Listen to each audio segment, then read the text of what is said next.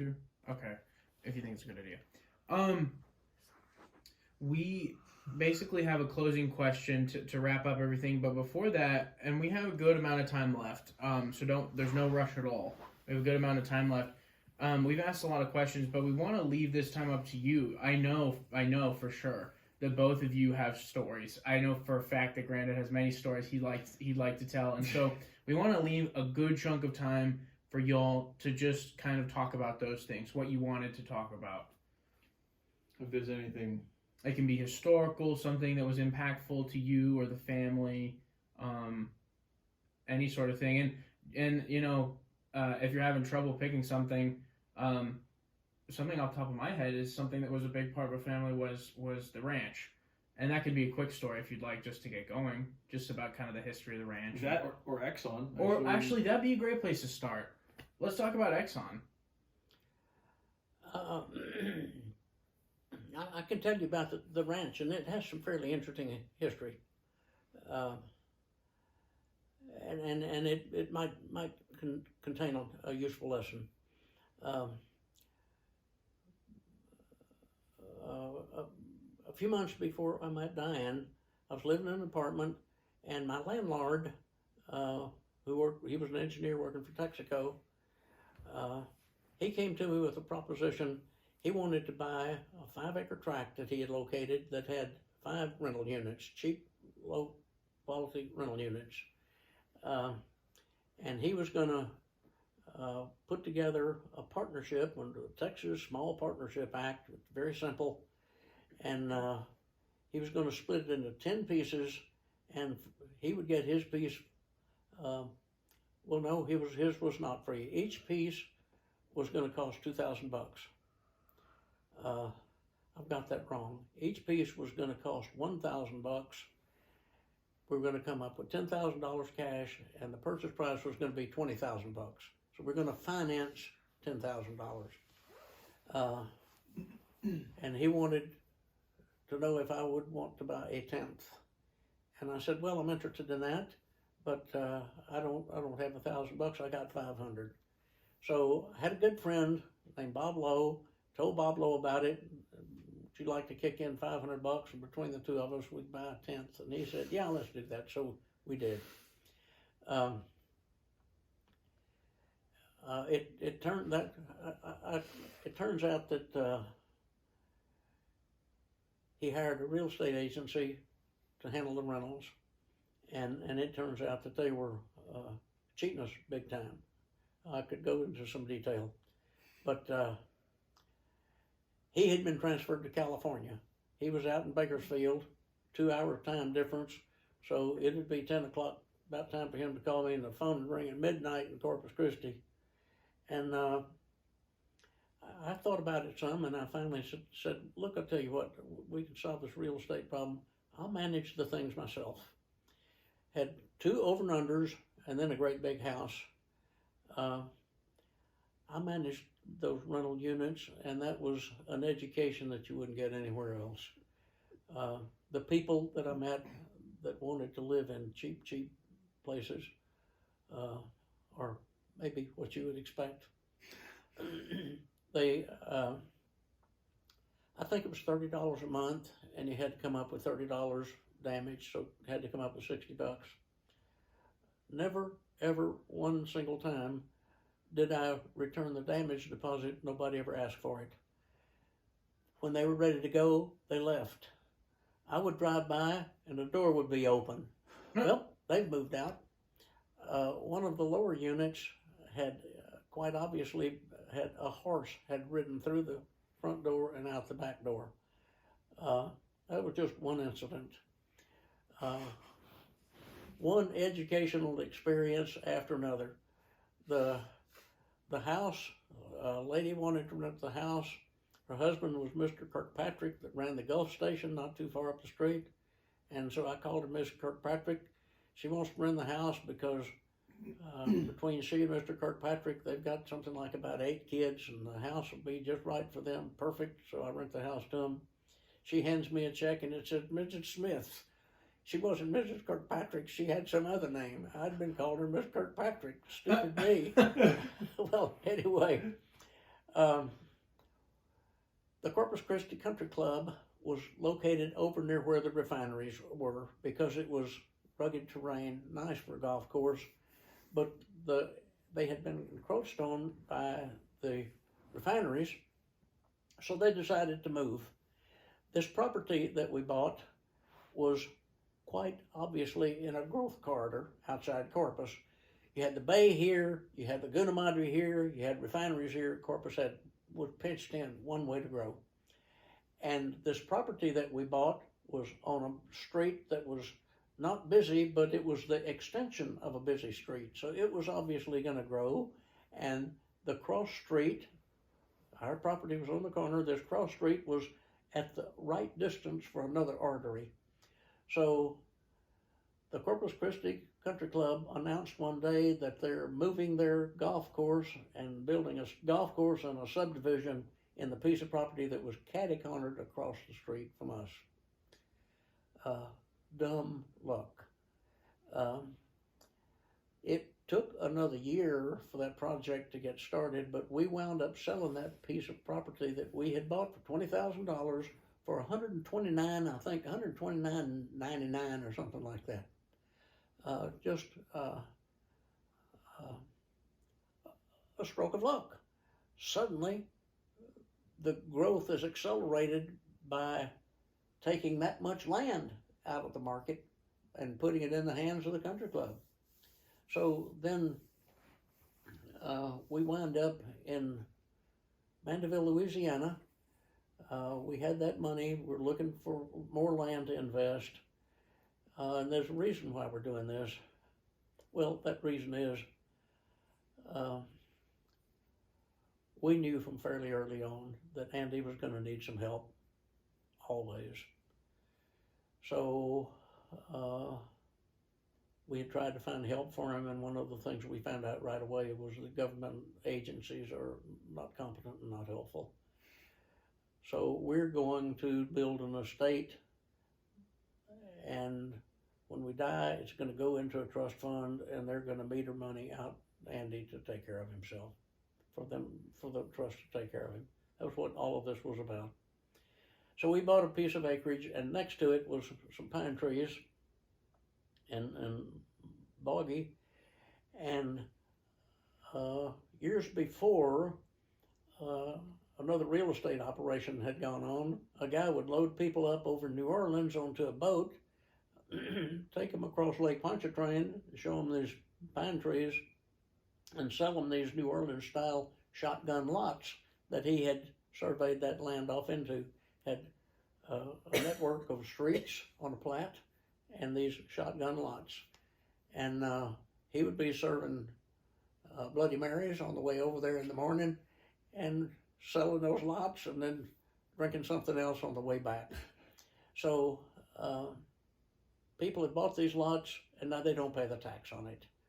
So it's reverting back to a family that is in the timbering business. They acquired it simply by virtue of having put it to use by timbering it. And it had these trails where mules had drug logs out. And that adjoined our property. And making this long story short, we wound up buying these lots.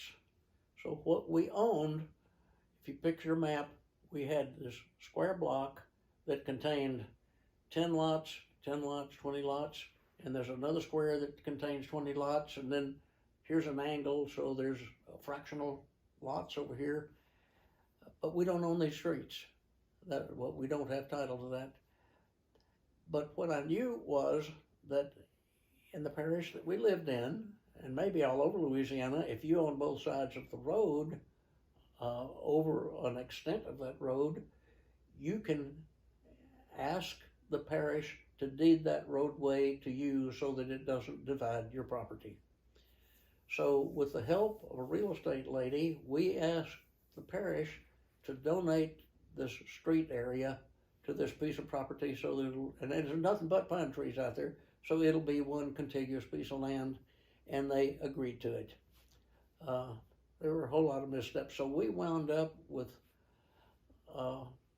27-acre tract of land, which was large by standards of North Shore of Lake Pontchartrain. And that's not to say there wasn't all kinds of trouble with trespassers, and there were a whole lot of what wasn't as easy as it sounds. Then the next thing that happens is that over New Orleans, the way they're making subdivisions is they push up a berm, pump the water out, let it dry out, put in streets and houses, converting swamp into subdivision. And they changed the Clean Air Act, which also affected the use of water, but it was not called the Clean Water Act, although it got confused by as that sometimes. You could no longer dry up these swamps. You could no longer dewater the swamp. So New Orleans has got to grow, and it's got one only way to grow, which is north across the causeway to higher land. So the price of that land does that. But another problem is that if it's wetlands, it cannot be disturbed. So the question is our property wetlands or not? I made 2 trips to Galveston and talked to the Corps of Engineers. Please tell me what the definition of a wetlands is. Well, it's pretty vague. Tell me, do the trees sort of well out at the bottom? Do you see palmettos growing there? And it was loosey-goosey. The Corps of Engineers had been, by this law, given the responsibility for designating wetlands. They used a different word than designate, but it was their responsibility to declare is it or is it not wetlands. The property appeared to me to have about maybe 20-25% wetlands, of a little slough that coursed through it. Then we got an offer from a real estate guy that wanted to buy it to put in a subdivision. And by that time we were living here. And he calls me one day and he says he wants to have his man, the Corps of Engineers was overburdened with too many requests for wetlands determinations. So they farmed it out to local surveyors, the parish surveyor, and to local real estate agents. So now you have a built-in conflict of interest. So the guy calls and he says he wants to have his guy come out and do a wetlands determination. And I said, absolutely not. And I said, I want to write you a letter. I'm going to follow this with a letter. No wetlands determination done on that land by anybody but me, myself, and I. Nobody. He's wanting to buy it, and he's going to decide whether or not it's wetlands. Anyway. You're leaving out. We wound up. Part of the good part is you're leaving out Mr. Dezette's accent that you usually This copy guy, so well. he was a New Orleanian. Mr. E.J. E.J. Dezette. And the guy had this act. He called soil, S-O-I-L, Searle. It's Searle out there. It ain't wet Searle. But he sounded dumb, but he wasn't. We wound up selling it to him with no wetlands determination, and you can go look at it today, and every square foot of it has got house and yard on it. Mm. None of it is wetlands, and I guarantee you had to wade through some of it. So the fix was in. Mm-hmm. If it was going to be his, it was going to have no wetlands on it. And what we did was a 1031 like-kind exchange. We had a big profit in these other in the land deal in New Orleans in Corpus, but we never had to pay the capital gain tax on that. because we did the 1031 like-kind exchange. Then we did a 1031 like-kind exchange when we sold that Louisiana property to acquire this ranch. And I think we got it at a bargain price. You never know, but but we deferred the tax, and when we wound up gifting that property, we have never had to pay tax on the capital gain, and it would have been very, very significant. So you know, it's like I said earlier, there's good and bad and different things. It had been an extremely profitable thing, buying unimproved property, having it grow, then moving to another unimproved property with a 1031 like-kind exchange, so you don't have to pay your capital gains tax. You take all of your money and put it in the other property. But we originally were thinking about having that named after Andy, and then decided against that. It was his piece. It was going to be sold to be his piece of the estate. And when we lost him, the need no longer existed.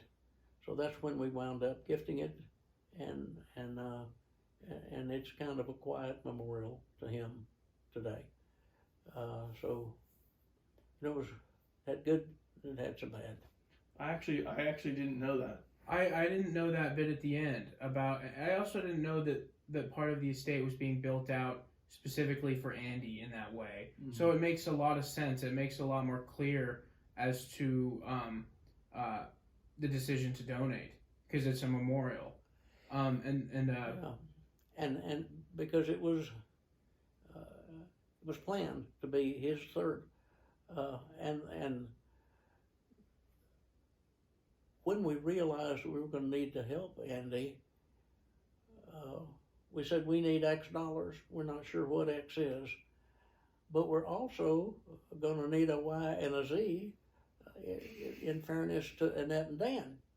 So the ranch, as it turns out, was about a third of the estate. So that again, that worked out to be good. Here was 2/3 for Dan and Annette, and a third that was earmarked for Andy, whose need no longer existed. So that was the heaviest rationale behind the gifting. Mm-hmm. Is there any other things that you guys want to talk about? I feel bad because I'm noticing Graham yawn a few times. It is. Oh no! Please, I'm sorry. Oh no! No pressure. No, Granddad can tell you, I have a problem when I sit down and I start falling asleep. It doesn't matter where I am. It doesn't matter what's going on, what time of day or night that it is. It's just something about it that anymore when I sit down that just happens. It's embarrassing. Oh, it's not don't be embarrassing. You know, we went to Houston a couple of weeks ago to go to the dentist and to visit Aunt Linda, Granddad's sister, and we haven't seen her for several years, and we were really looking forward to the visit and stuff, and don't you know.